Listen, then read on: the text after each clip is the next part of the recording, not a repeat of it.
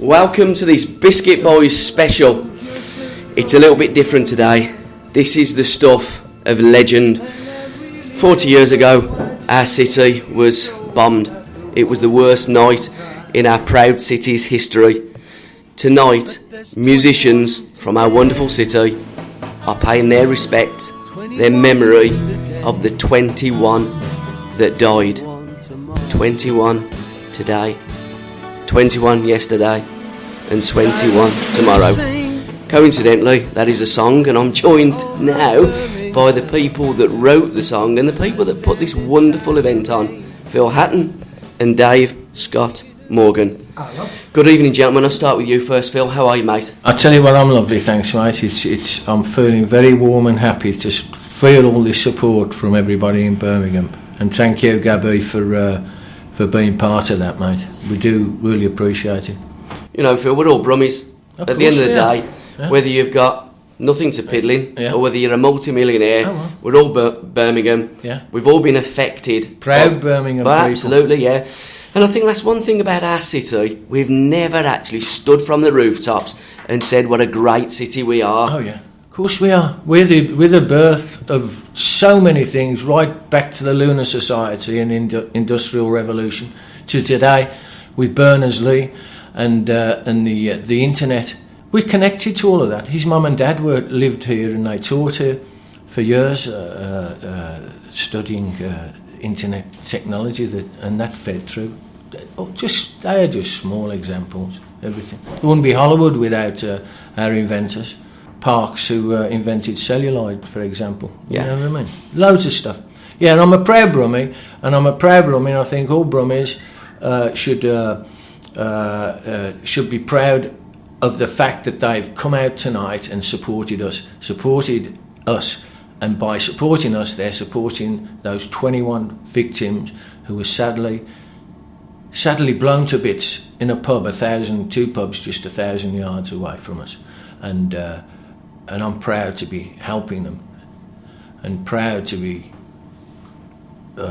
remembering them, and making sure that heinous crime, and they haven't, from that heinous crime, they have been forgotten for all these years, and just to say to them now tonight, hey, you haven't been forgotten, and hey, there'll be a load more people remembering this and knowing what's happened, and they won't forget you. And that's what we're doing. We do it through music, me and Dave. We've done it, we've written a song, and another band has written a song, Josh Herring and Steady Hand. Yeah. Young lads from the conservatoire and lasses who've written a song, and they all for us. They weren't even born when that tragedy occurred 40 years ago. But they've come along and they've helped us, which you're doing, and which all the Villa supporters and all the Blue supporters and all the proper people in the city are getting to know that, hey, 21 people have been forgotten about, and their families, and and brothers and sisters of the victims are walking the streets asking people to sign a petition and having their backs turned on them because they don't know what they're, That's wrong, and it's wrong for Brummies, and that's what we're doing. Absolutely, it's a civic duty, mate. Tell me briefly about your music background. I'm going to move on to Dave in a minute because Dave was one of the ELO. They're one of the greatest bands Birmingham ever had. No, Dave will tell you himself. Exactly, he was right at the start of it. The Uglies, he could roll off loads of famous people. He's played with Dave. I've been in groups from a young age, growing up in Shard End, and I'm Shard End. Kingshurst I'm from. Oh, are you? There we go then. Well, Dave did place to play round. I remember Dave and his groups, and he used to play up in Shard End. And Jeff Lynn just used to live round the corner from me. Yeah. I've known him since a young lad, and I've played in groups from the 5 states of TNT from when I was 14. And I've gone on to form my own groups, Heavy Boots, Rise and Shine, all different things. Just doing, playing local clubs and that, residents at the opposite, like in the late 70s. And also I've gone on to be lucky enough to, while working for Jeff, sing backing vocals with some, very good people like George Harrison, Tom Petty, Del Shannon, Roy Orbison. There aren't many people in Birmingham that's done that, so I'm very proud of it. Yeah. And I'm a proud Brummie, and I'm so proud tonight to see all these musicians turning up and showing, that if you make a racket, people will listen to you. Exactly. And that's what we're doing. Yeah. Moving on to Dave. How are you, mate? Hello. So it's a joint venture between you and Phil. Where did Song. the song? Yeah. Obviously, the inspiration come from 40 years ago. When did you think up the song? When did you decide you wanted to do something? Phil thought up the line for the song, which is the signature line of it, which is there's 21 today, 21 yesterday, 21 tomorrow, and from there we just developed a storyline and built a song around it. So it was Phil's baby to start with. Yeah. Now it's we've kind of all got up and run with it. Now, it's very popular on the internet. You've got a Facebook account, etc., etc. We've been playing it on the Biscuit Boys. Okay. We've got a little trailer that we've put on there as well. Oh, God, right. yeah. Okay. You're well up to speed then, Dave. Now, you a Chardin boy as well? No, Tarcross. Blimey, okay, next door. Oh, right. Oh. Now, ELO, we've got to touch on them. One of the greatest bands that Birmingham have ever had. Tell me about some of them old days. Well, I got to be with them through 81 through 86. Okay, yeah. And they were already a household name by that time. So, and I'd known Jeff not quite as long as Phil's known him, but I'd been an old pal of his anyway. Yeah. And he gave me a job in his band, and we had a lot of fun. Yeah, it was great. Superb. What do you want to know? I want to know everything. I'm not telling you how much he paid me. No, we don't talk about stuff like that. Okay. I mean, Birmingham City and Aston Villa, two football clubs, one at my heart and one not, and Birmingham Are you supposed City. to mention both those in the same sentence? I think we can. And I think the nice thing as I well... went into a shop once and there's this big argument going on. There would be. And I don't follow football. Yeah. And I'm standing there, it was ironmongers, and they were going hammer and tongs at each other, the guy behind the counter and the other guy. And the guy suddenly stopped. I was whistling, looking around. The guy suddenly stopped behind me. He said, well, what do you think then? Who do you support, Blues or Villa? So I said, well, I don't know. And he said, well, you're going to support one of them. Which one is it? So I thought, well, my mate Jeff likes the Blues. So I said, Blues? He went, that's the right answer. Now, what do you want? But that's the Brummagem way. Yeah, you see, Dave hit it on the head there. That's what we have. This is a lovely city. We have that sense of humour, very dry and droll, self-deprecating as well. Oh, of course, yeah. But I tell you what, us Brummies are all right, mate. From heavy metal, we started that off. Mother's Club in Erdington, That's the cavern of the cavern's got Liverpool. Why nobody in Birmingham? Because we say, why nobody in Birmingham has said let's get a proper club like Mother's, because it's there, it's still there. All they got to do could convert it to the way it used to be, and make the whole of give a boost to the Erdington. But maybe in the future. But you have to keep plugging away at these things, and we'll see. But Well, it's took you 40 years to get this concert on. It's took you 40 years to get some kind of recognition. I'm amazed that there hasn't been a statue in the middle of Birmingham to commemorate as well. Yeah, well, that's what we're aiming for. Yeah, what Dave touched on with the rows, that we're like cat and dog in this city, Birmingham Villa. But the one thing that has united the supporters, I think the football clubs have been very reticent to show the support. Up to now, but I think times they are changing, as old Bob, what was his name called? Anyway. Zimmerman. Oh, Zimmerman. Robert Zimmerman, mate. Zimmerman. Oh, we're talking about the great Robert Zimmerman. Yeah, Robert. Yeah. Bob Dylan. One of the travelling Wilburys. Yeah. I worked on both those albums. Very lucky. Blimey, you've done some miles, haven't you? Yeah, see my name on that. Yeah, very lucky. Yeah. But again, going back to the football, they are recognising it. I know on the Monday, Aston Villa are going to have a roll call. Good. If I'm honest, I think they've bottled it as a football club. Okay. I think the supporters have been superb, because on the 21st minute they're going to applaud. Great. And Villa have put their back into that. Birmingham City, my understanding is that they're going to honour on the 29th, which is great. Great. And we've been asking the Blue supporters to wear black for the 21. Yeah, black armbands or black, anything. But a black armband would be enough if they ain't got a black T-shirt. Or wear one of the dirty ones. Was you in town that night, by the way? 40 No, years ago? I was at home that night, but that was my local 1969. A lot of musicians used to use that pub. Pal of mine, Terry Lee, who went on to form and run LSD Signs here in Birmingham. Lighting, LSD Lighting, who, you know, one of the biggest lighting companies in the world, again from Birmingham. Yeah.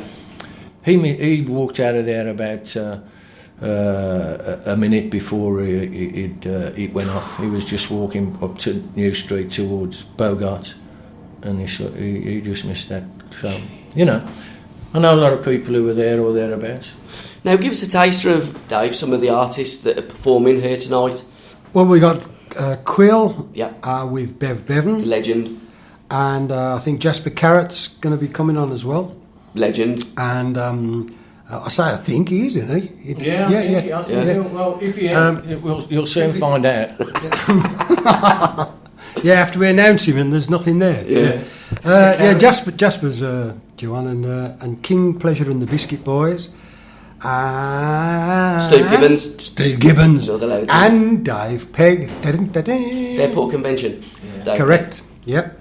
The very one. Hassam Ramsey. Who's appearing with Dave Scott Morgan. Okay. Who? He's very good, I believe. Is he?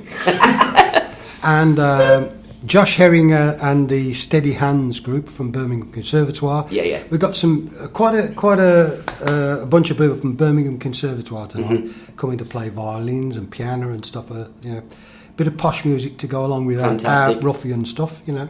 Because you see, music is all art. It's all art form. It comes out in different forms, don't it? It's not just rock and roll, and you know, I mean, the mod kind of scene. It's everything. Music encompasses everything, and it's great to have the kids involved as well. It is. They're young kids, yeah. and one of the guys, the young guys, has written a song for this. You know, yes. and of course, he wasn't impacted by this at all. It was long before his time, and so that's really good to see the young folk acknowledging the history of this town, you know, our city. And the local radio have come on board. BBC Radio WM have been fantastic. Yep. I noticed Tom Ross on the Gold Zone, and you know, in old money it was BRMB. I saw Tom. I asked him for his support, and I asked him to send a photo, remembering the 21, and he did it for us. Yeah, great. Well done, Tom. Well, he's a Brummie, you know. He grew up in Chardin, Tom, as well. A lot of good ones. That area, Chardin, Tarcross. Now you was going to have another kind of concert across the way, wasn't you? Tonight, Winston's big brother was going to play. Going to play there, a couple of the young bands, but unfortunately, for some reason, I don't know, it was cancelled. But it doesn't matter. We'll be going to the Copthorne Hotel. They've made the piano lounge. You know, available for you. Available, yeah. So you know, that's the thing with this campaign. For 2 years, I've been with them. Just like in life, you keep hitting these brick walls. You hit them hard, and oh no, that hasn't happened, has it? And whatever, oh nothing. But you have to go round, keep going round, because sometime there'll be another little break of light, and you go round the corner and you carry on like that, and that's what we're doing. But the great thing at the moment is we're getting lots of people on board who are finding out about it, and when they find out about it, they'll be saying, "Cool, I wish we would have helped them out earlier." Yeah.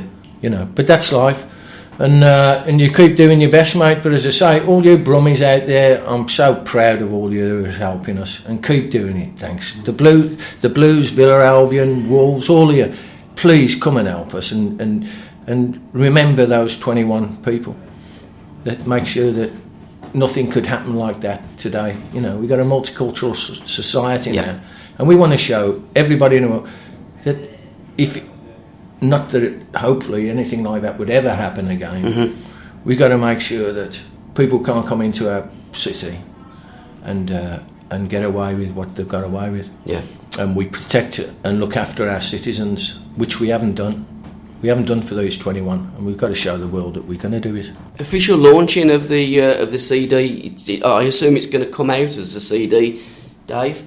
Well, our record is already out. Yes, I know it is. 21 today. Yeah. There is another commemorative record with 21 songs from different acts, different Birmingham acts, and that's coming out later this year. I'm not in the loop of that, so I can't tell you when that will be. But I know there's 21 songs, including my song. And Phil's. Hopefully, it'll be out before Christmas. So I want everybody to spread the news on that. Everybody's donated a song. It's a limited edition double CD with 21 Birmingham acts. We've got Roy Wood, we've got Steve Gibbons, we've got Dave on there.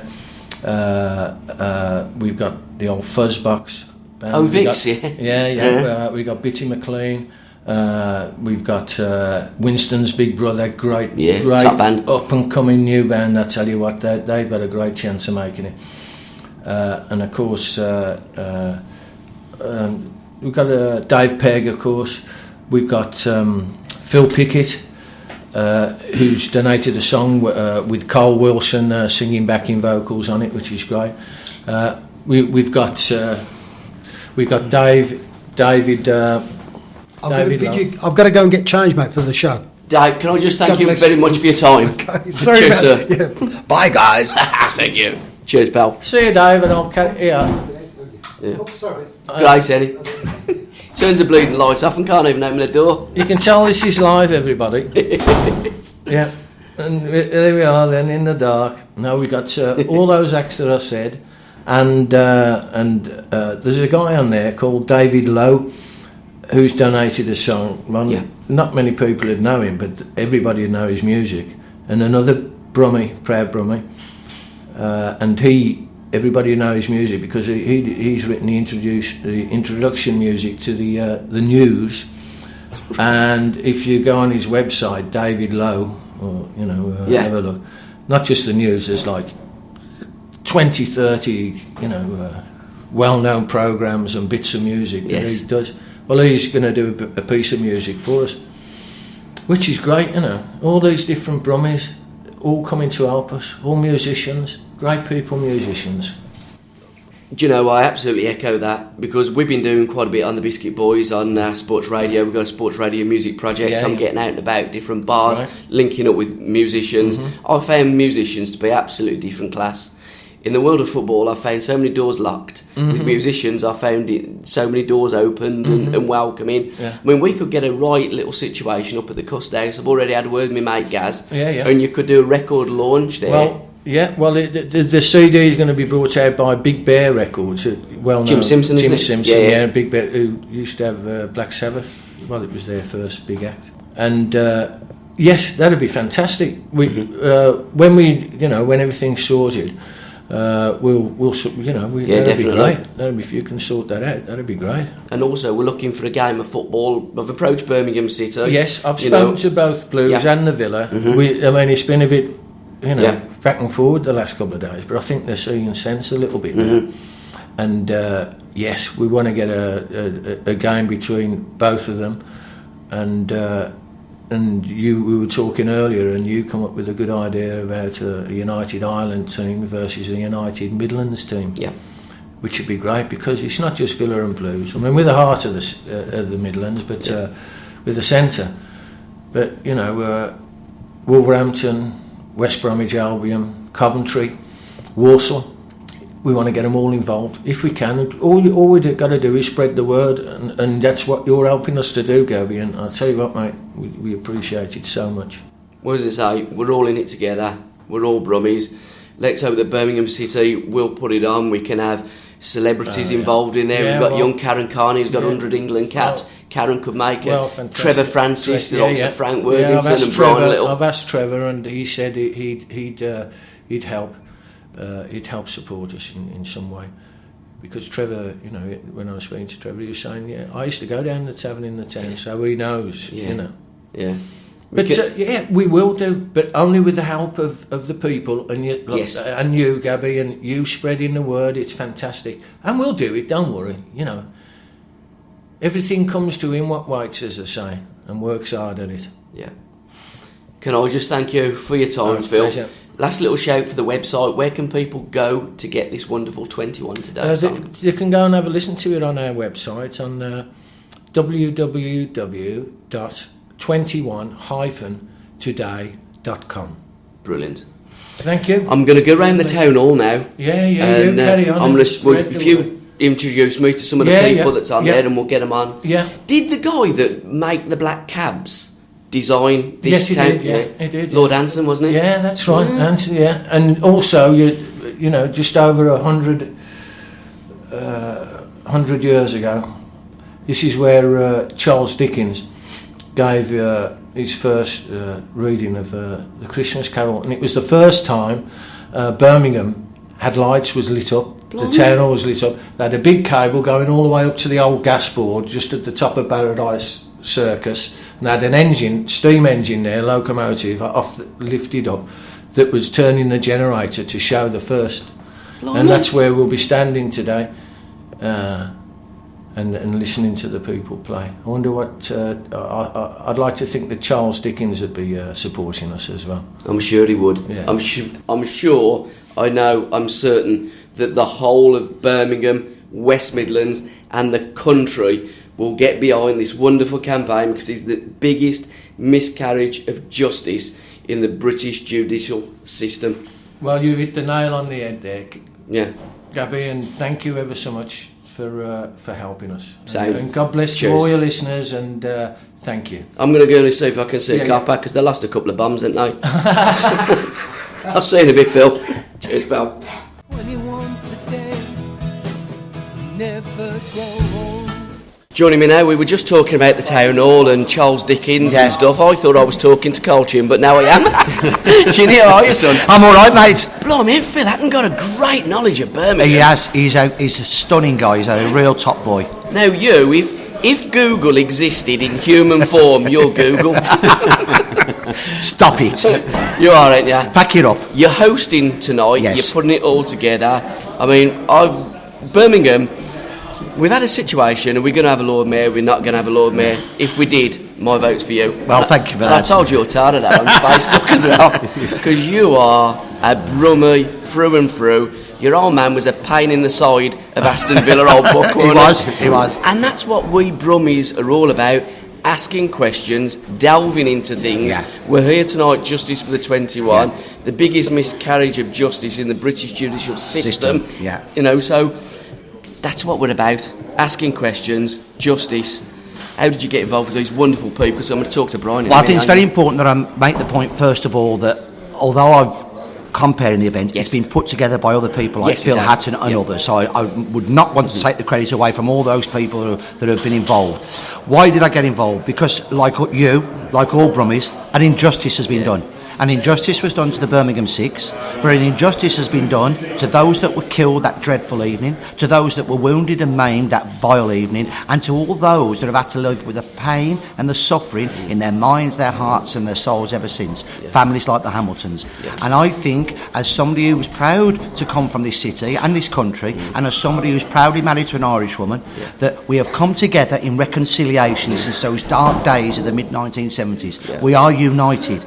But one thing is missing: justice for the 21. 40 years on, it is more than time. It's past time that the British government said we shall have a public inquiry into what happened that evening, and let's find out who was to blame. Let's lay those people to rest at last. Yeah, absolutely. And Chinny, I couldn't have put it better myself. And again, not a bigger, more passionate Brummie I've ever met than you. I mean, you are, Peaky Blinders and all the rest. I mean, they do all these TVs, these films, and Chinny's going, no, it didn't happen like that. It didn't happen like that. And Tara's putting it up on Facebook. There's our old man, he's telling the truth. As I say, it's brilliant, and it's great to meet up. Yeah. What are you doing now as Colchin? Well, I'm still teaching at Birmingham University. Yep. I'm still writing for the Mail and writing my books, but I've also, over the last 18 months, got a position as history advisor at an inner city school, PB2 in the Jewellery Quarter, and it's wonderful.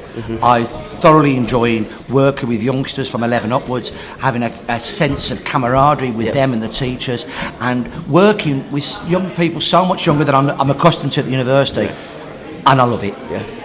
History, his story, it's her story as it's well, isn't it? It's about all of us. Got to ask you as well, Aston Villa on the Monday, they're going to have a roll call apparently on the board. Yes. The Villa fans, like Brummagem fans, fantastic in their support. Yeah. They're going to stand up and minutes applause on the 21st minute. I think it's very important that tonight we're celebrating the lives of the 21 because they were alive. Yes, they were. This night 40 years ago. Tomorrow night is for commemoration at St Philip's, and thereafter is also for commemoration. And I think it is really important that both of our football clubs, Aston Villa Football Club and Birmingham City Football Club, have accepted that need for remembrance and will do so in a fitting and an appropriate manner. 40 years ago, Carl, where was you? What was you doing? 40 years ago I was at home. Yeah. My brother used to drink in the tavern, and he should have been there that night. And there's so many of us across the city who've got stories of, thank God, there but for the grace of God. And Mum and Dad, he was out, our kid, and we were worried sick. Yeah. Because in them days we didn't have social media, it was news flashes, and that's all we knew. There was no mobile phones. Can you imagine the anguish of families thinking they've gone up the town? Darryl got back pretty early on, had gone somewhere else for a drink. So thank goodness for that. But that's why I think every one of us that lived then has got something missing from our hearts, English and Irish, together. Absolutely, and you're right. I mean, in them days, we just about had colour television. Yeah. It was completely different in them days. Moving on to a wonder. Chino, can I just thank you for your time? Have a, brilliant, superb. Thank you, Carl. Thank you. God bless. Cheers. See you later. Top man, Chino, brilliant.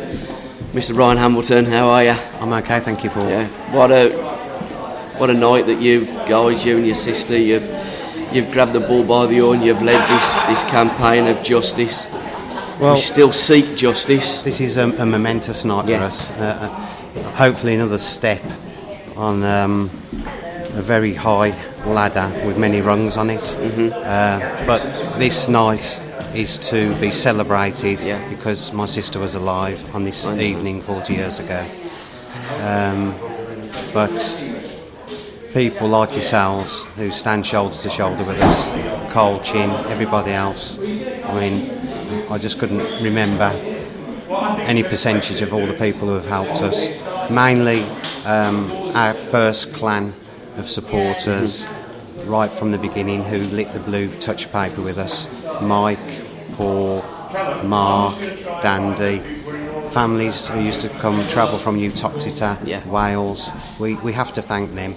We can never do anything without thanking and acknowledging those people, because they helped us to get where we are, and we will never forget the people who have helped us. Is Paddy Hill here tonight, by the way? I believe he's supposed to be coming, but I couldn't say for certain. Sure. I know someone from the Irish Times is coming because we've had conversations with him. Yes. I think Mark Hennessy, hopefully I'll be able to catch up and have a chat with Mark. Yeah. How far down with anybody from West Midlands Police, are they going to be making an appearance tonight? Well, of course, the major element, namely the Chief Constable and the Assistant Chief Constables, wouldn't want to be here. And they haven't even acknowledged it. No. So, we're not surprised about any of that. I believe the head of the CID, Mr. Kenny Bell, is going to be here. So, obviously, he will be representing the West Midlands Police. Yeah. So, I mean, it's nice that there's somebody acknowledging the evening. We're just... we were just upset that the Salvation Army dropped out. Why? Right at the end. They didn't give any reason. I mean, here we have a long-standing society of people, religious, who have always helped people in these circumstances, even in the war days. Even on the evening, there was one of their youngest, 16-year-old girl, who came to the help of the injured. She was serving them with tea and coffee and obviously giving them comfort. It's just a great shame. I mean, I just don't really know what to say. I feel embarrassed. Yeah, I do, yeah. The fire authority, the chief, he's decided not to come. Then he landed it in the hands of his deputy 2 weeks ago, who used, dare I say, the excuse of the fire strike, but that ended within days. I was going to say, we've not got a fire strike now. That ended within days, and now they're just sending a senior officer from the Northern Force. Sad. It is very sad. It just goes. It just adds to conspiracy of what's going on. Birmingham Mail, though, let's talk about someone positive. The Birmingham Mail and BBC Radio WM have been absolutely magnificent. They are our spearhead. Yeah. They are our sword, kind of a vengeance. Yeah. And they do the right thing for the working man of Birmingham. You know, without them, our fight would be very. I mean, it's a David and Goliath thing. Definitely. Anyway. But if it wasn't for them, I mean, they all the people like yourself, Carl Chin, the Mail, all the West Midlands media, they empower me. Exactly. To think that they're behind me, they empower me. I mean, obviously, I'm angry, and I always will be angry. No, I know you will. I don't think we'll get justice, but I need the truth. Yeah. I need to know who murdered my sister and the other 20 innocent people. But people not only need the truth, people deserve the truth. The truth must come out. Well, that's right. Our West Midlands Police are paid to protect the public. Correct. They're paid to protect the public and should be seen to be doing the job that they're paid for. Yeah. And here we are, 40 years after 21 people was killed in the biggest mainland atrocity. And no one's doing anything about it. They are not interested. They won't even acknowledge it. And you could argue that, well, there's nothing to argue. In 1991, when the Birmingham Six were released, the case should have been reopened again because anything relating to that is void. I mean, they have all the evidence, but I'll be totally honest with you, I think they've purposely destroyed the evidence because they thought that no one would ever lift this mat from beneath them, and it was buried for life. And if anyone's got any argument that they don't believe there's a cover-up or a conspiracy, all you have to remember is this 75-year public interest immunity document, embargo. Exactly. I mean, the secrets of what happened on the night are hidden in that box. Yeah. And no one but a judge can release them. And if people need to look, if you Google it, the string of words put together, that the truth of what's in this box could injure. Well, basically it says they don't want the public at large to read it, because if they did, there'd be an outrage, there'd be public unrest. Yeah.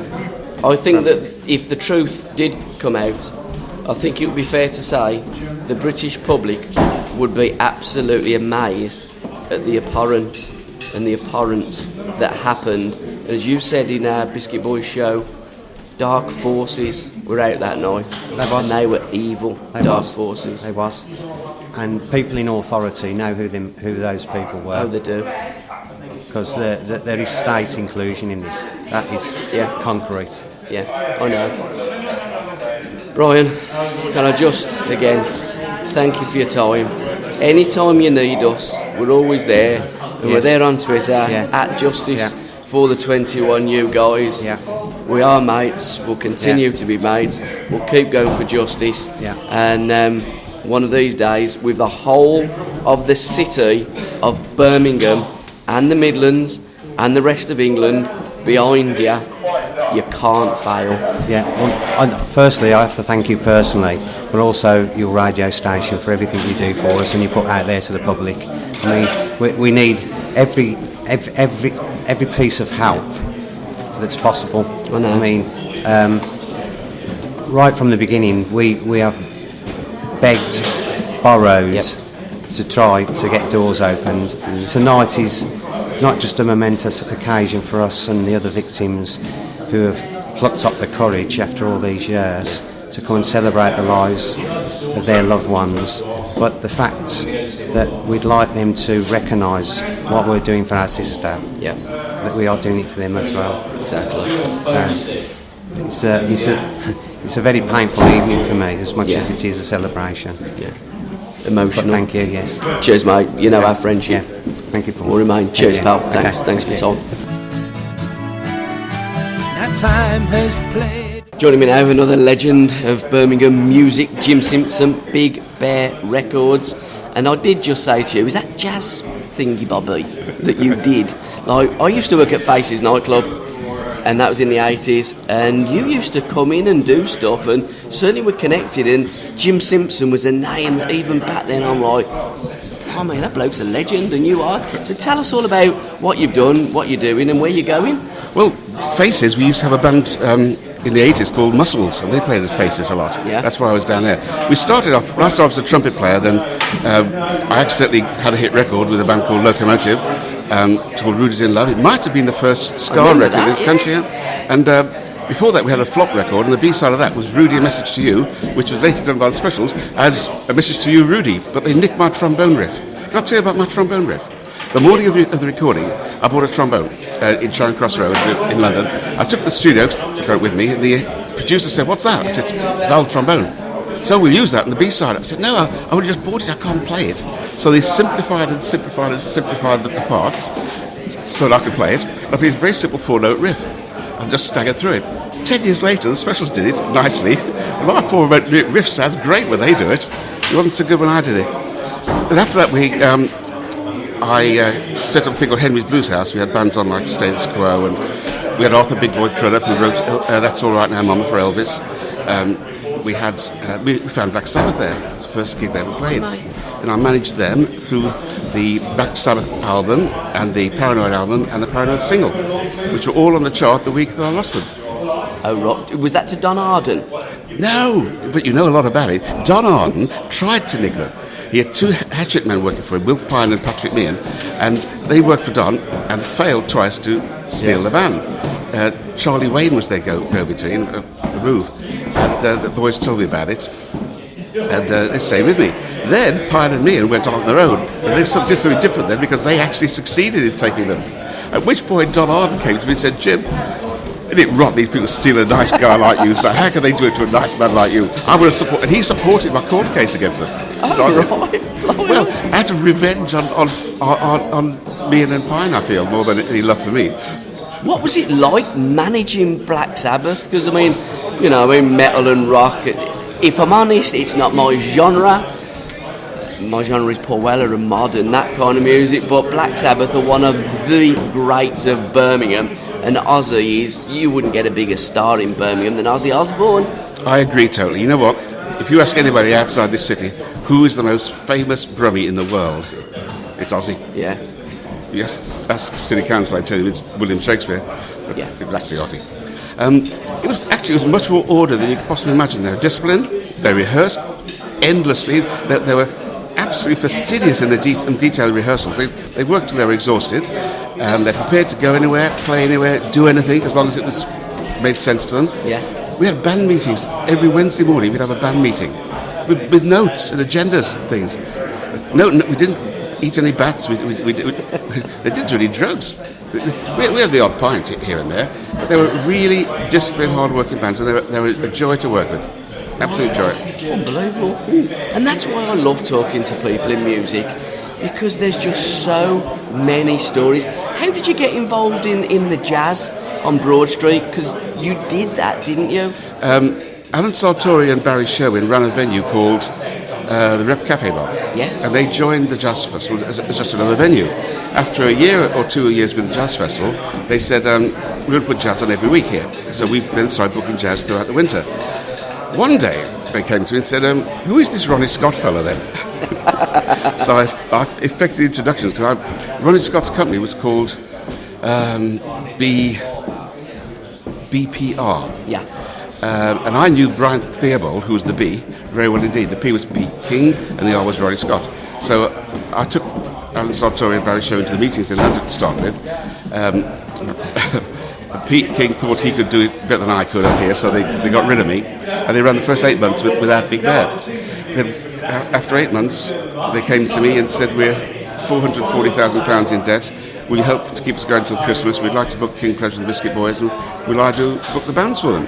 So instead of what they were doing was they were actually doing a mirror reflection on Broad Street as they had been doing on Frith Street in Soho. Yeah. It ain't the same. No. You've got to know what the people on the number 8 bus are thinking. In Soho, you look out up the street and there's rivers of Japanese tourists coming down. We don't get that in Brum. And Pete King just put the same programme in. He was paying as much for their support band, let alone their name band, as they were for what we were booking as the name band. Yeah. So we turned it all around, and we kept them going for another 9 years. Is it still going, Jim? Nope, it went bust, and went bust twice actually that I know of. Once owing us a vast sum of money. The other time they went, it was a seamless going broke because the same people ran it. The day they went broke, they still opened up that night with George Melly, who I'd booked for them. Anyway, that's another tale. Then they went bust again, and they opened up straight away as a strip club.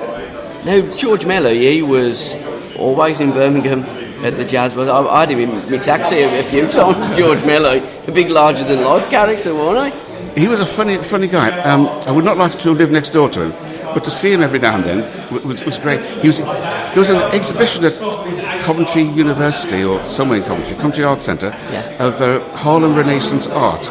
Now, I don't know anything about painting. I'm really dumb on that sort of thing. But he took me there, and it was fascinating. It was like watching a 2-hour, 3-hour TV show. He knew everything about all the paintings. He was so knowledgeable.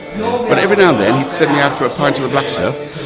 By the time middle-afternoon come, it wasn't so much fun as it had been in the morning. But I've heard that the one fight we ever had in the Jazz Festival involved George Melly. Some kid, we rented this Spiegel tent on Centenary Square, and on the steps of it, some kid had asked George to sign his autograph. This kid said, "Can I borrow your wallet to rest it on a bit of paper?" And he did. And he put the wallet in his trousers.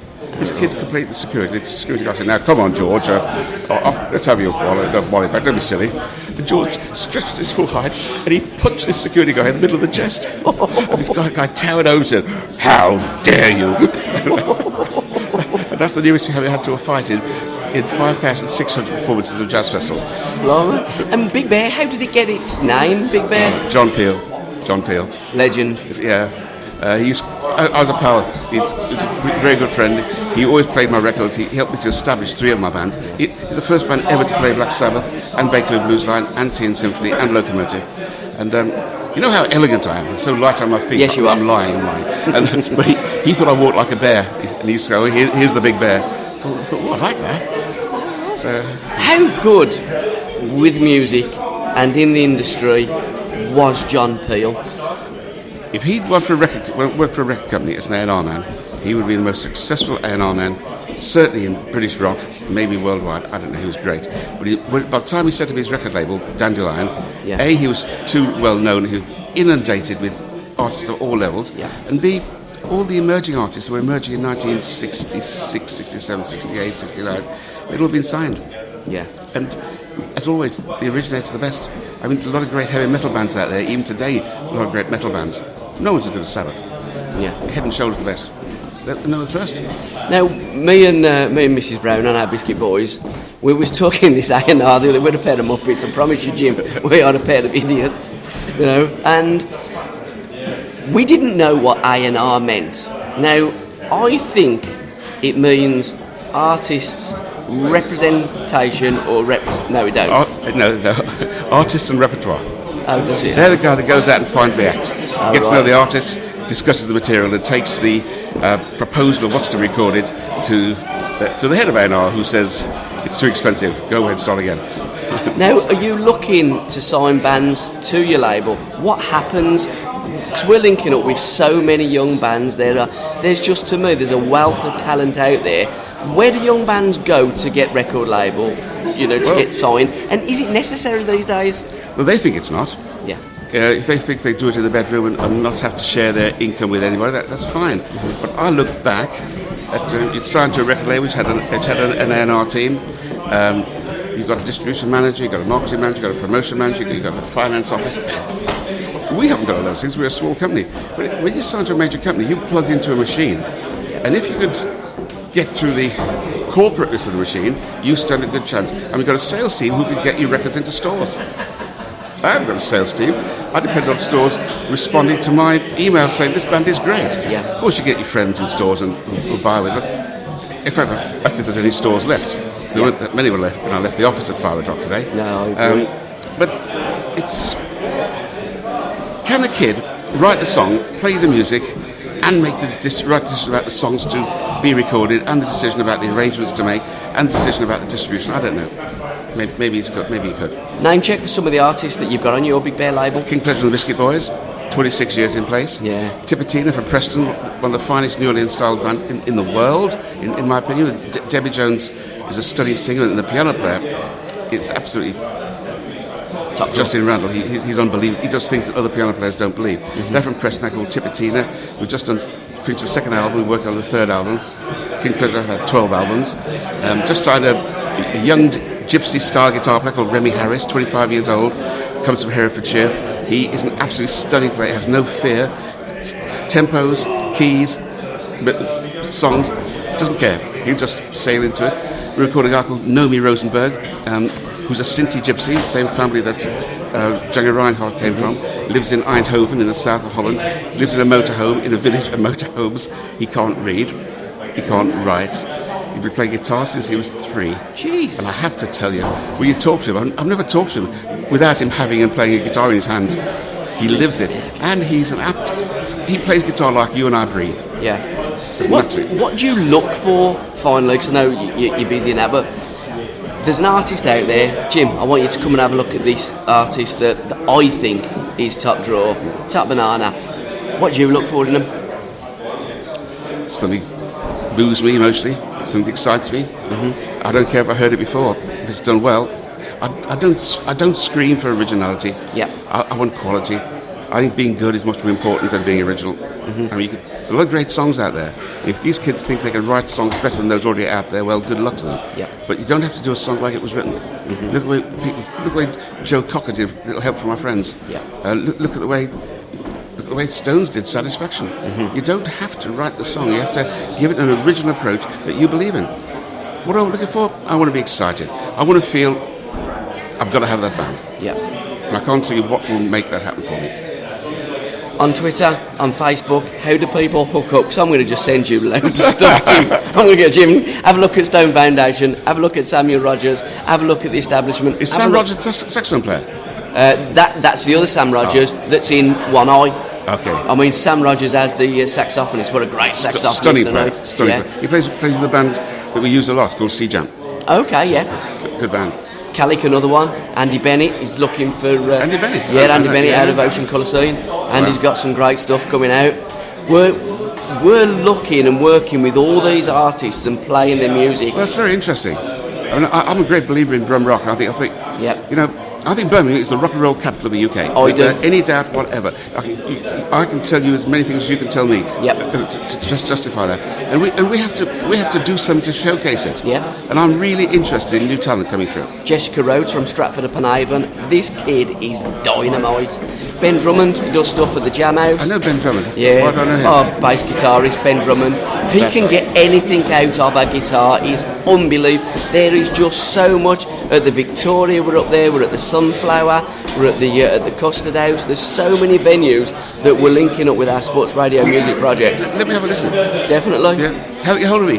Well, Jim at bigbearmusic.com will do it. Okay. Jim at bigbearmusic.com. And you do Twitter and Facebook as well? Well, somebody in my office does. Jim, we're going to have to exchange telephone numbers as well, mate. Brilliant. Let's keep in touch because, as I say, there is just so many, and I agree with you. Birmingham is the capital of rock and roll, baby. Let's have him. High five, man. Cheers, Jim. Thanks for your time, Big Bear. Patscake, Baker's man.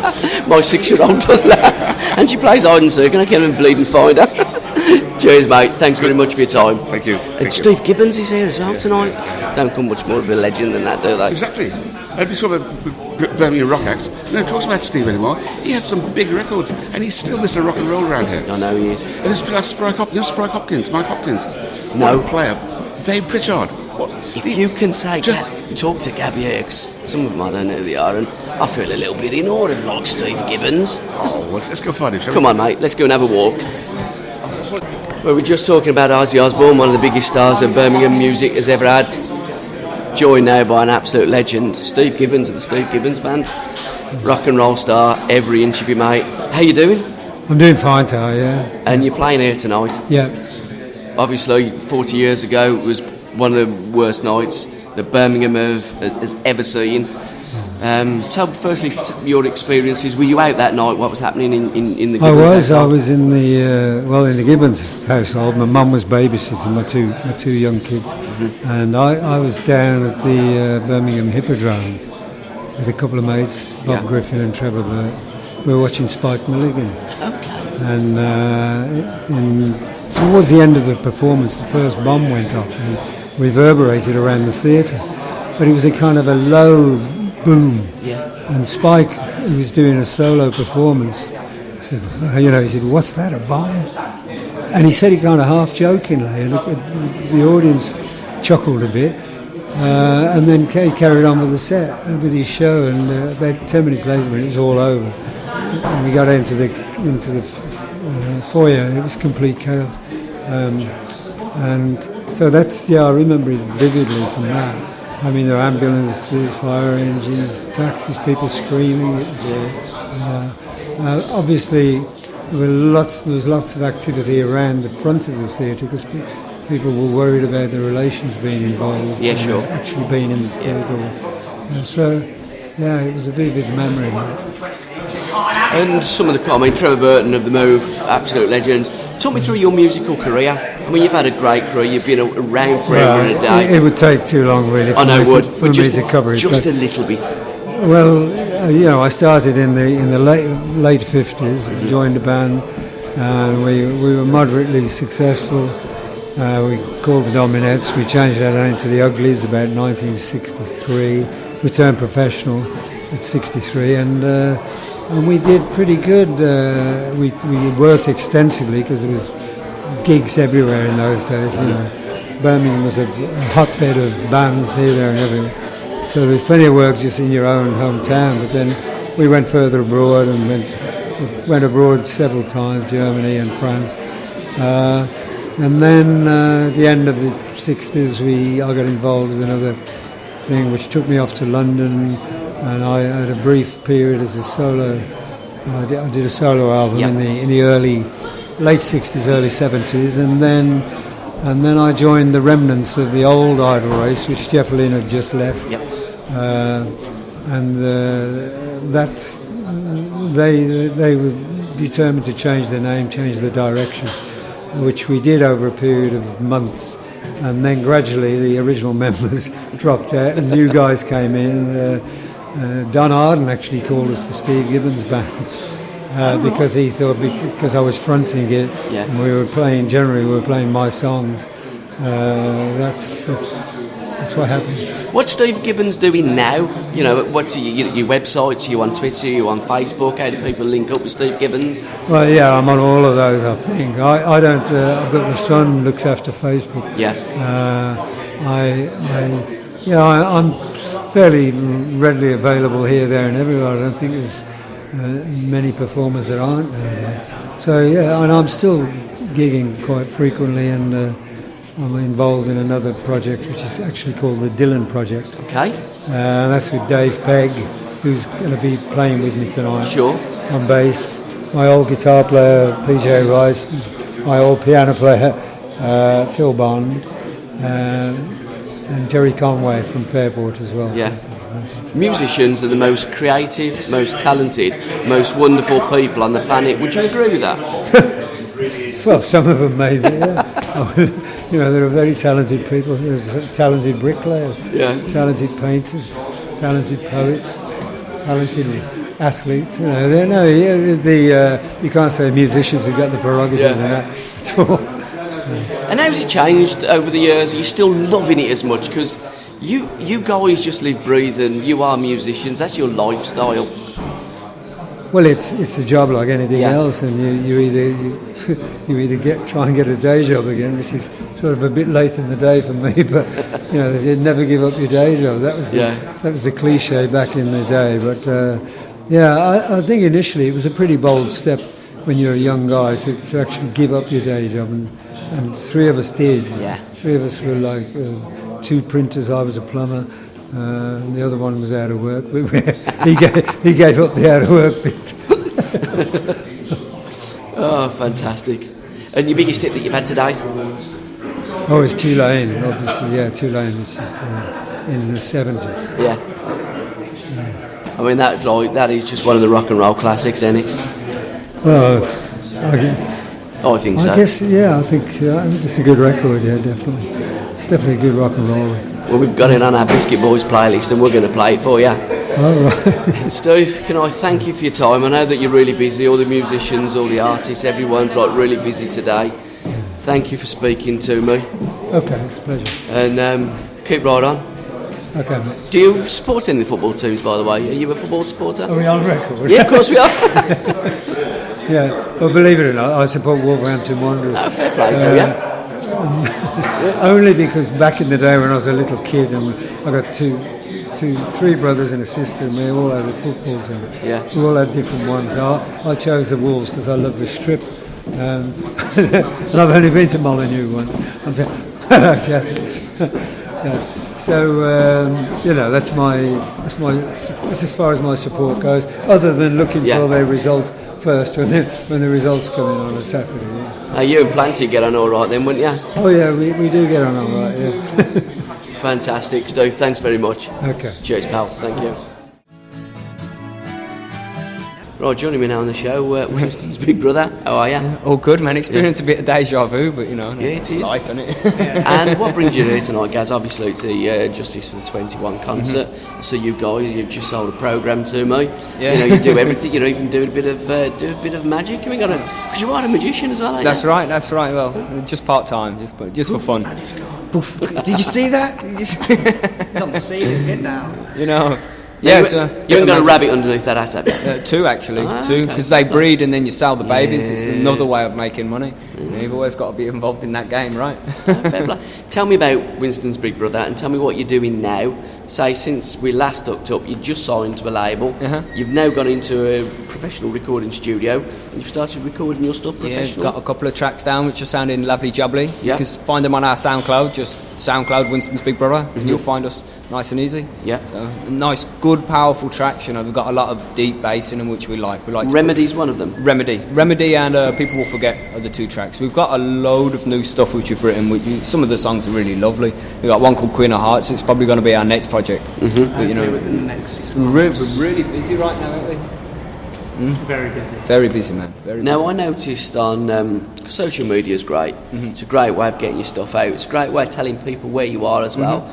You played at the Rainbow the other night. God, that Rainbow gig was amazing. I swear, unbelievable crowd because it makes all the difference. We've done gigs all over the country, but there's nothing like coming home to our crowd, man. Yeah, they just give us so much.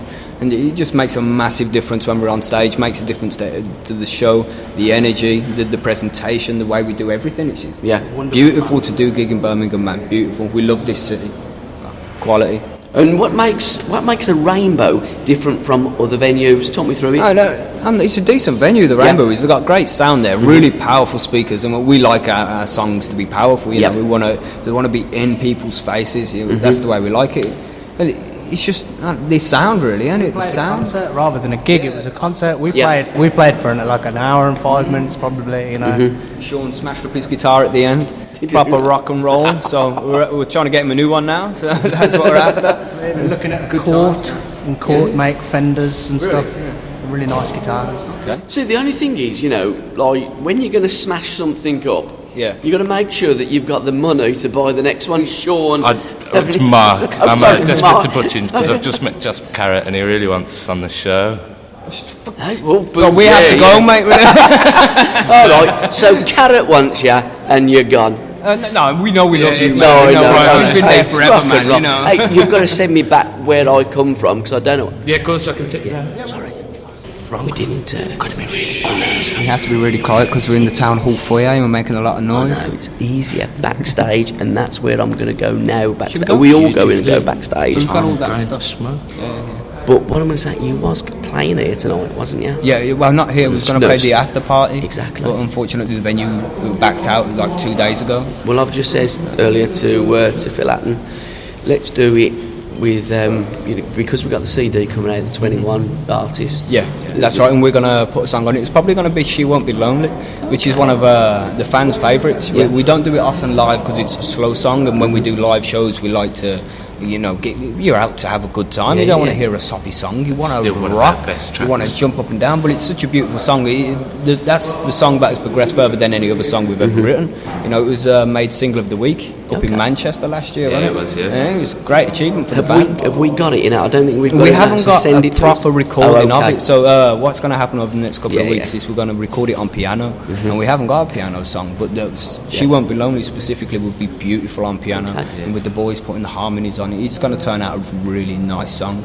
We've just got to find the time to fucking do it, man. We're busy so much. It's crazy, but you know, being busy is a good sign. Well, you're rubbing shoulders with some legends.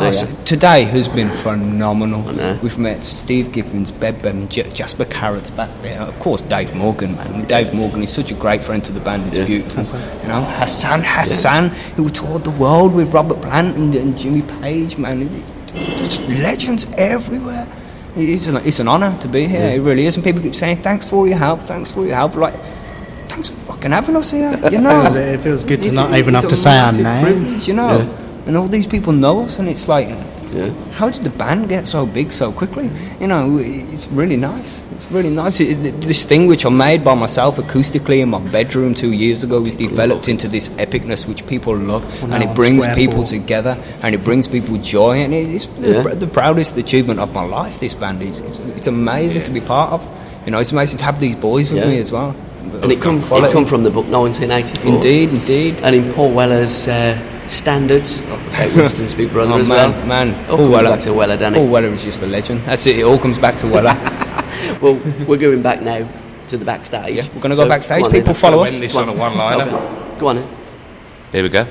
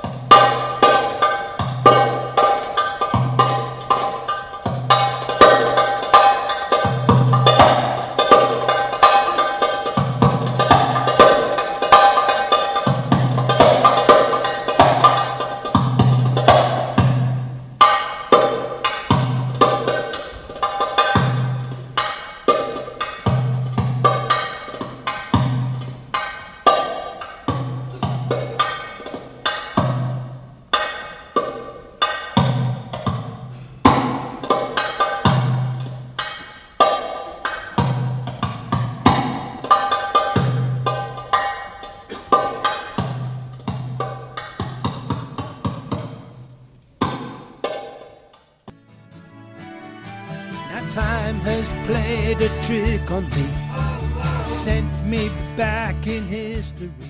Joining me now on the show, someone that's been really, really busy. I've seen you buzzing around here with camera crew, etc., etc. Tell me your name, tell me what you're doing, and how we can link up. Because I'm guessing you've made some kind of recording via television for this magnificent event tonight. Yeah, my name's Paul Griffin. I'm a Birmingham video producer, director, filmmaker. professionally, and I am an old friend of Phil Hatton, who's sort of like part of the main part of the team that's sort of helping to sort of commemorate and fight the cause for the Justice for 21. I've been backstage at the town hall covering the event, just from a documentary point of view, really, just meeting the people that are involved in the concert tonight, the Justice for 21 concert, and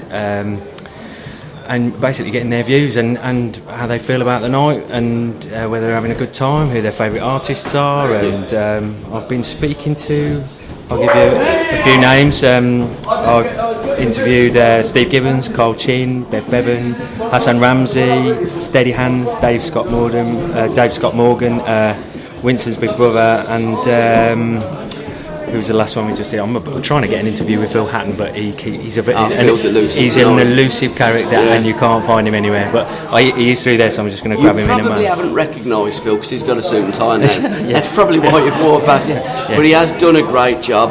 It's been a fantastic concert, and when all the people, performers, got on stage to finish the night with 21 Today, it was very moving. And a standing ovation. Well, they have, yeah. The audience there have just been standing up, giving the massive amount of applause for Dave Scott Morgan and the team, and Phil, who'd written the Justice for 21 song. It's a beautiful track. It was very moving, very moving and magical moment to see all of those Birmingham people and those people that all care about it so much doing such a fantastic job. You know, I thought the videos.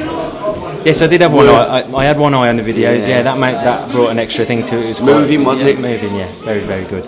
And I've had a lovely night. I've met quite a few people. King Pleasure and the Biscuit Boys. Sorry, that was the one that I missed out. I missed it. Yeah, they were a little bit crazy, to be honest. They are. Yeah. But of all the people that I interviewed,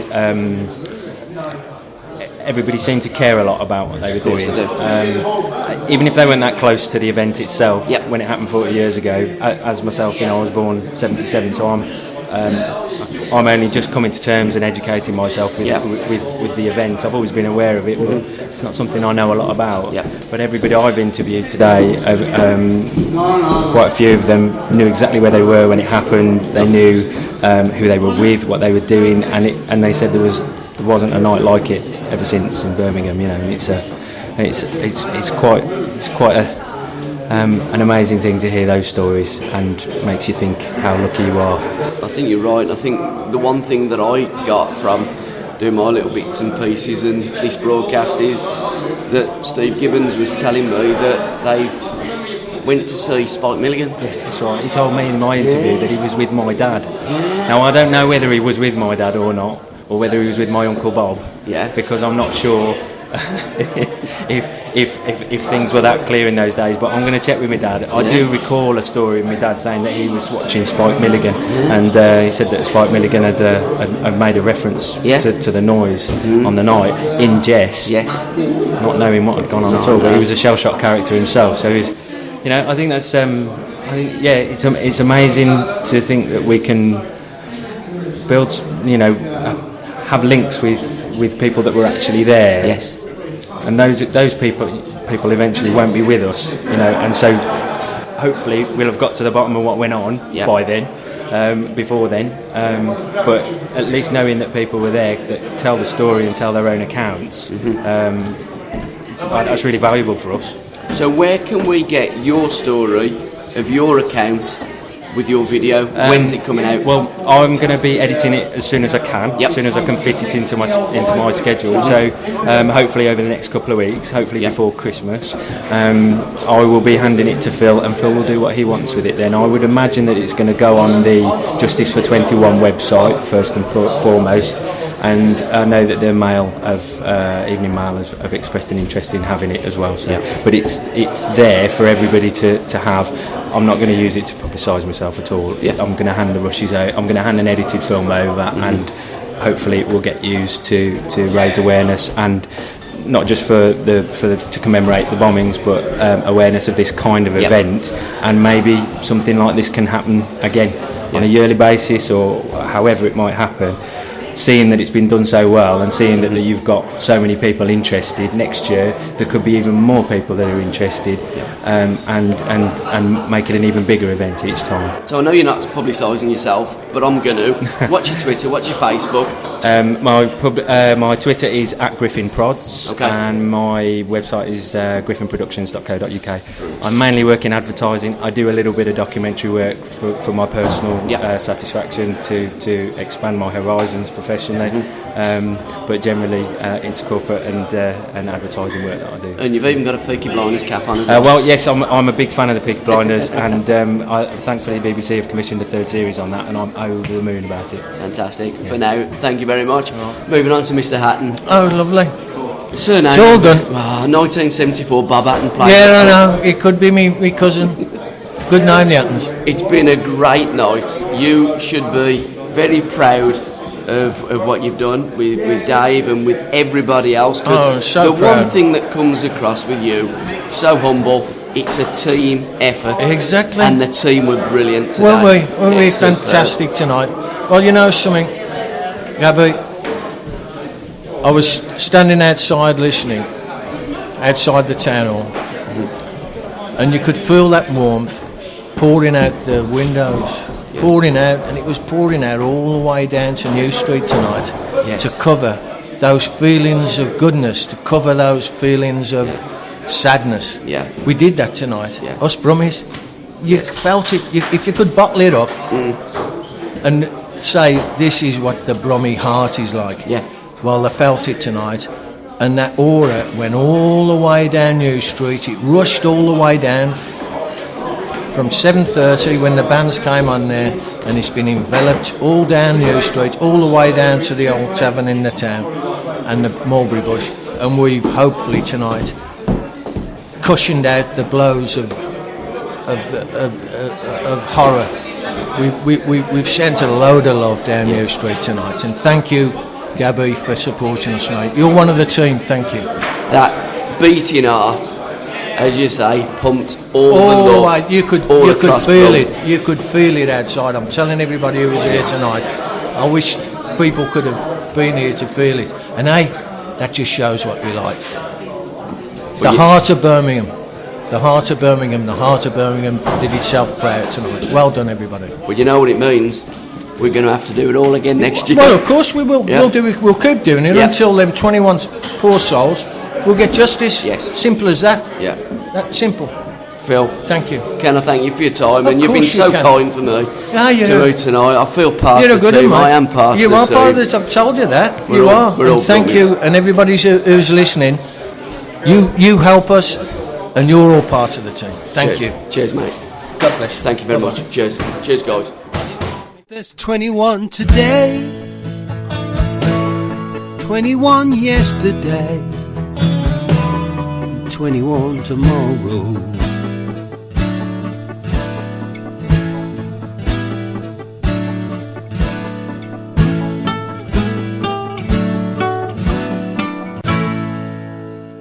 Joining me now, I don't do politics, because if I did, well, it just ain't going to work with Gabby. I'm not one of these that sit on the fence, because there's a lot of people in politics that get splinters up the backside because they don't want to fight people's battles. I'm joined with Jim Simpson's called the Big Bear. Bill Etheridge, you're a bigger bear than him, and you don't mince your words, mate, either, do you? There's no need to. There's no point in mincing your words. You've got to say what you think, and especially if you're really passionate about something, give it your all. And I'd like to think I'm the grizzly bear in that respect. I think you are, mate. But you know, you've been a supporter. You do your best. You're fighting people's causes. We don't even have to say what political party you're from, because with things like this, politics, the party politics doesn't come into it. What does come into it is truth and justice, and we haven't had that in Birmingham yet for these 21, and hopefully one day we will, and it's people like you that can take it a little bit further and represent these people in Parliament and in European parliaments. I'll give my word to the family. I'll give my word to the people of Birmingham and everyone to listen.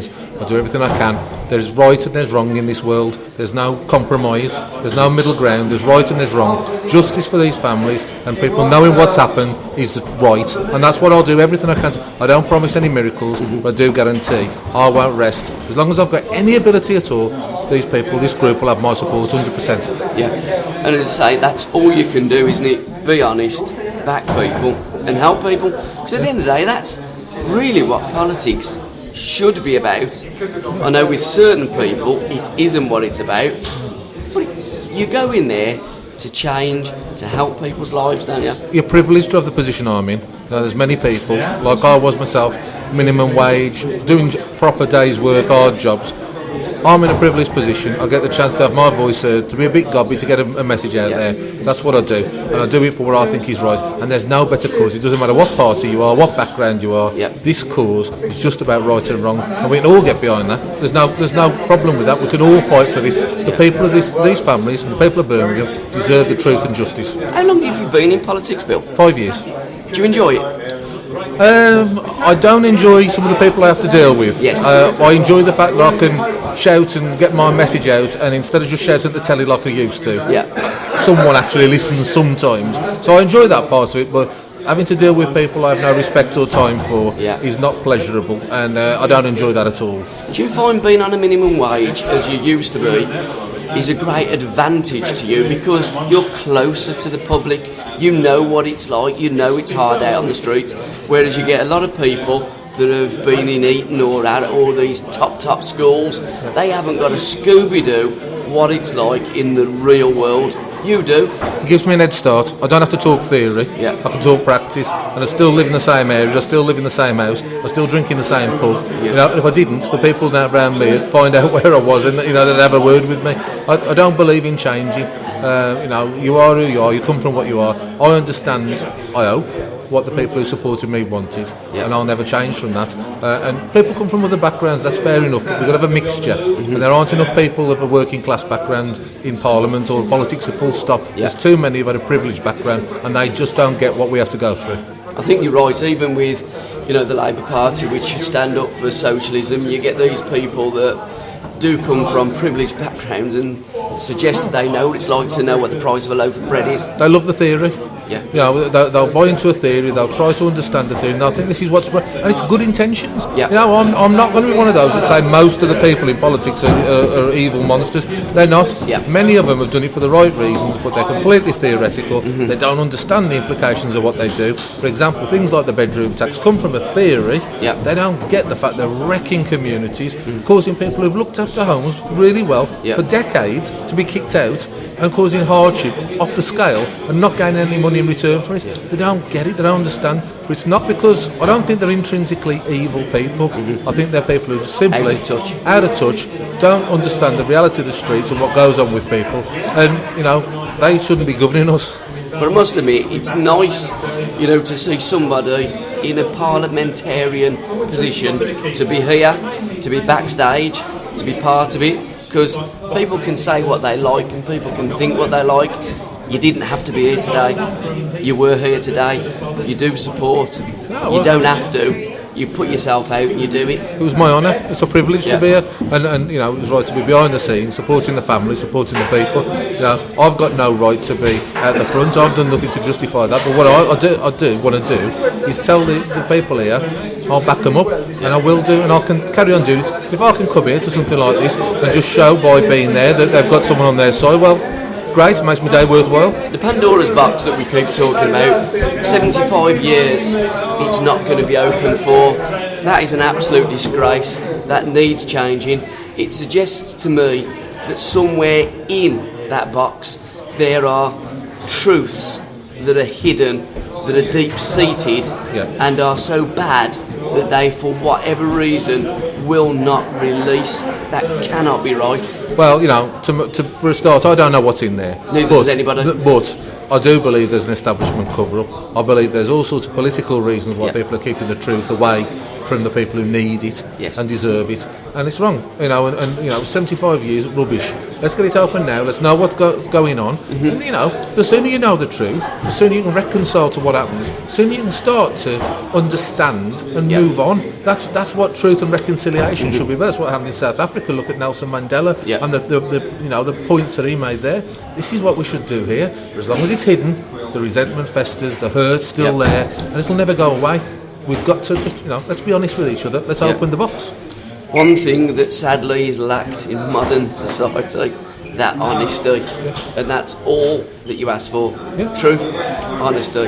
Bit of straight talking, bit of honesty, and you know, sometimes if you say what you think or you say the truth or you open the facts, people ain't going to like it. Tell me about it. But it's better to get it out there. I agree. And once it's out there, we can find a way of getting over the differences and resolve the situation. While it's hidden, you've got mutual distrust, you'll never ever move forward. It's easy to keep your mouth shut, or just say yes. Well, that's what the establishment wants us to do. And not just in this case, in many things. They want us to be good little citizens, to be patted on the head. You know, all right, go on now, go and watch your soap opera, go and do your shopping, go and do all these things that we've got you programmed to do. Well, I say, let's think. And let's say, well, hang on, we've got a voice here, we don't agree, and if we don't agree, we'll damn well be heard, and we'll fight back democratically, because we still have the opportunity to get our voices heard. 10 years' time, 15 years' time, maybe even sooner, maybe we won't. When am I going to hear you on BBC WM again? Because I hear you quite often, you know, when they can't get any politician or you know, to open their mouth and say what they think, it's usually you that they phone up. Every time they ask me, I'm on. I've never turned down an opportunity to speak because I've been voted in for by people. I don't think they voted for me to sit on my backside. So every time I get the chance, I'll open my mouth and I'll say what I think. Fair play. Bill, can I thank you for your time, Mr. Etheridge? My pleasure. Thank you very much, sir. Cheers. Cheers, pal.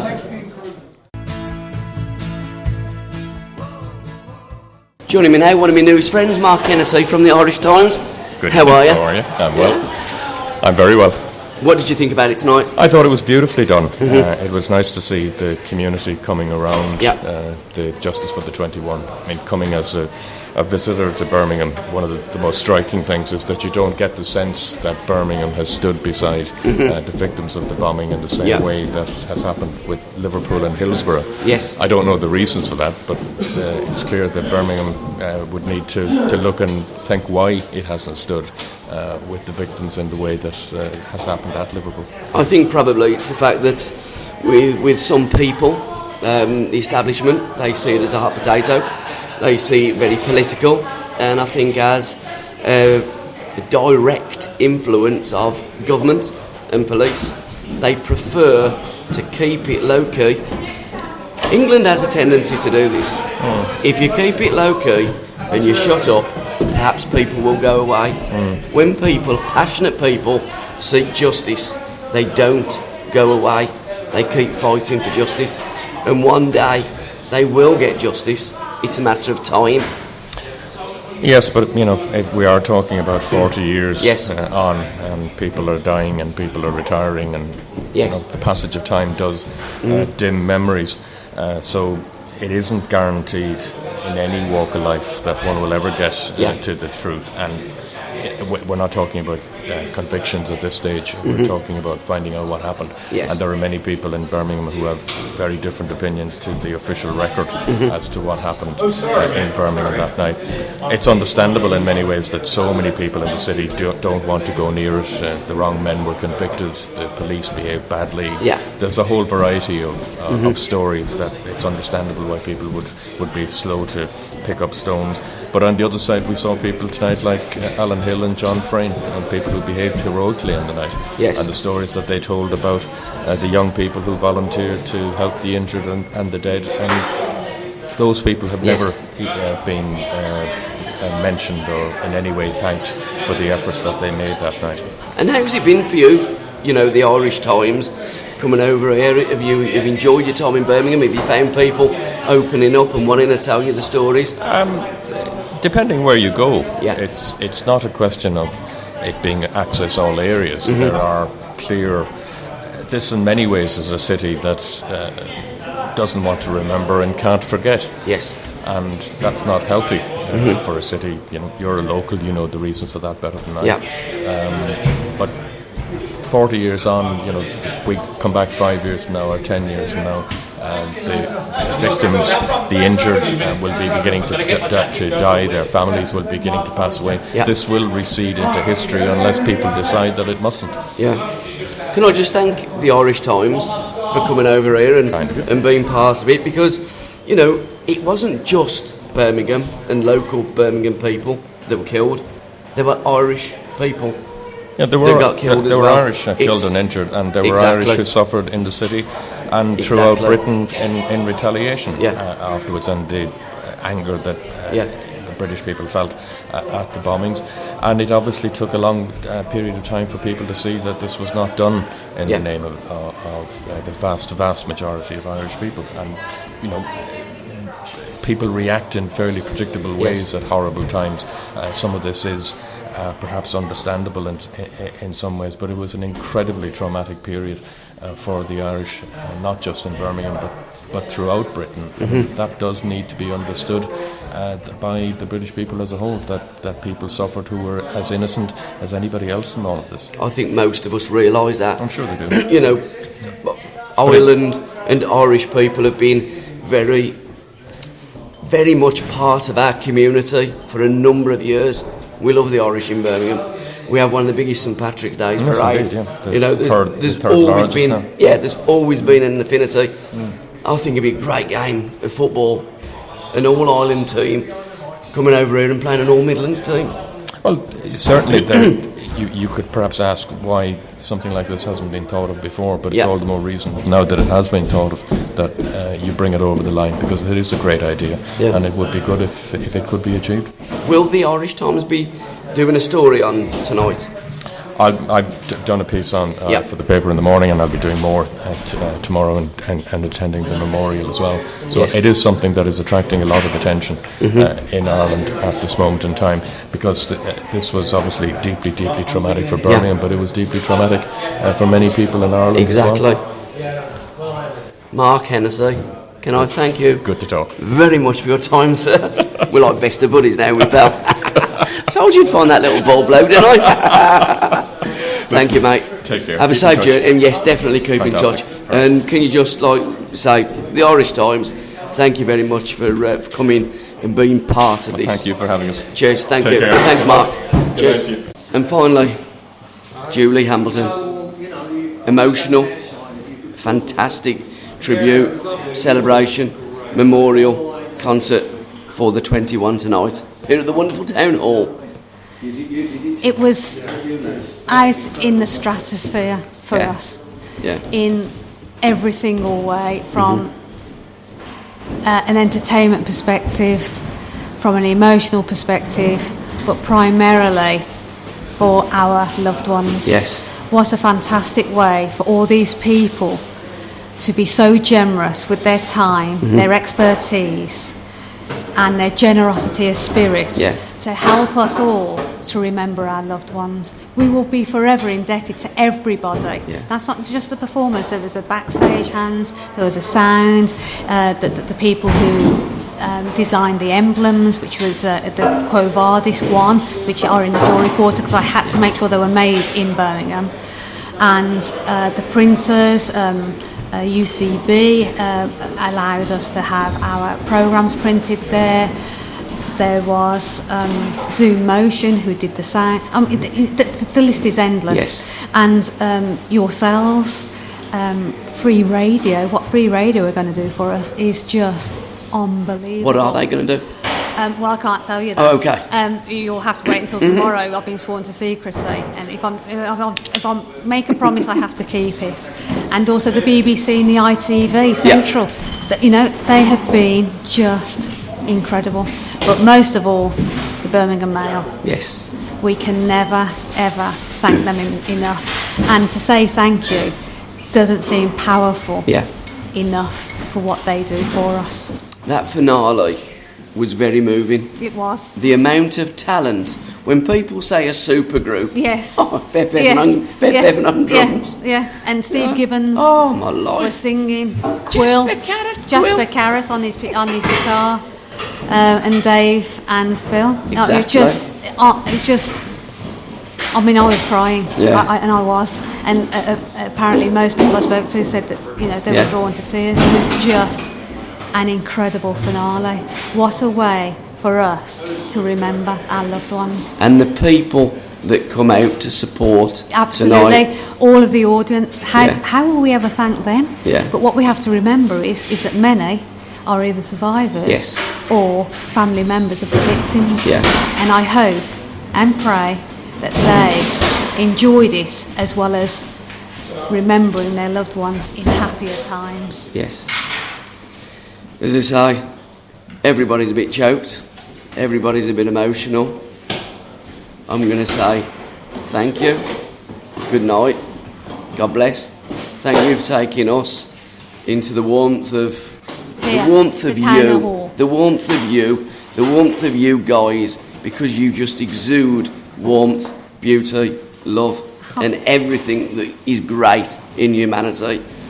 And thank you. That's cheers. really, really kind. Thank you.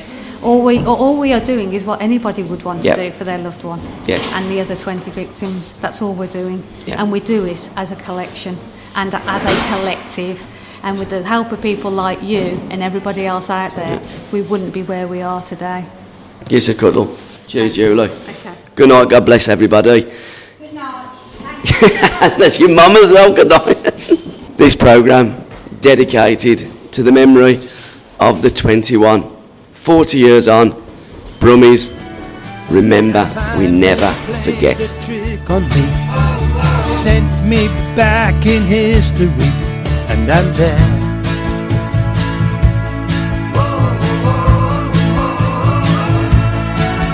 Oh, I'm walking down that road again, 20-something old again, not a care.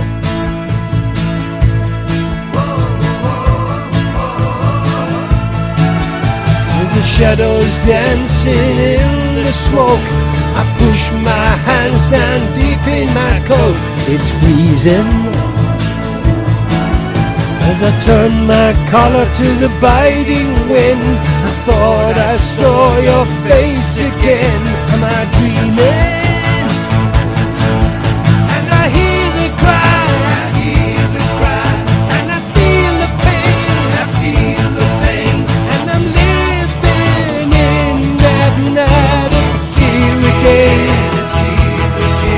Yes, I hear the cry, and I feel the pain, and I'm living in that night of fear again. Just for a moment, just for a moment, just for a moment.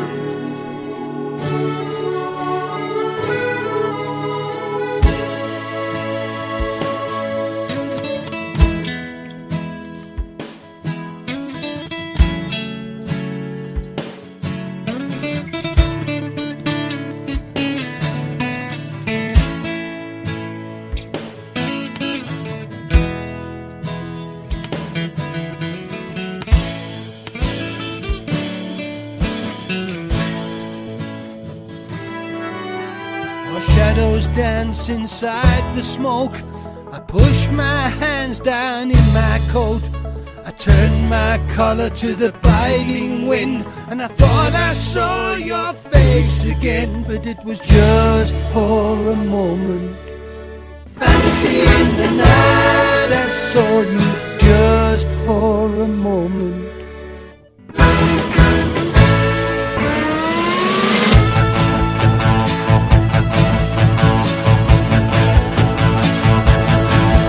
And I hear the cry,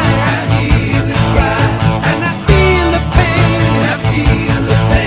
and I'm living in that night of fear again. Yes, I hear the cry, and I feel the pain.